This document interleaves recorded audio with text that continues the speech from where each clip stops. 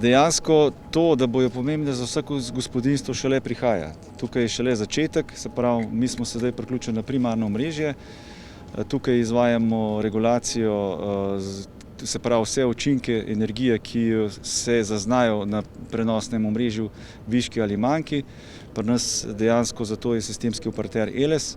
On mora za to poskrbeti, mi dejansko to storitev sedaj izvajamo.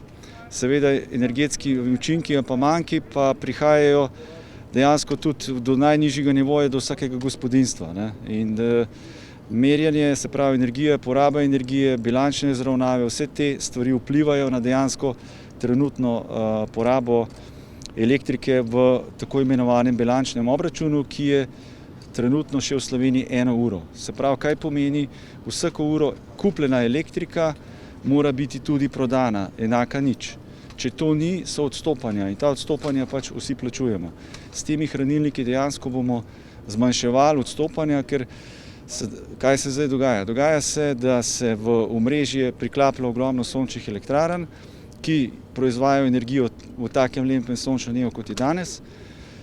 In dejansko, se pravi, nimamo take porabe, energija gre v omrežje, v določenem času, dejansko tako, kot gre tudi v Nemčiji, če ste prebrali, imajo že težave, da med 11. in 2. uro dopoldne se že cene energije dosegajo nizko raven, da ne rečem nula,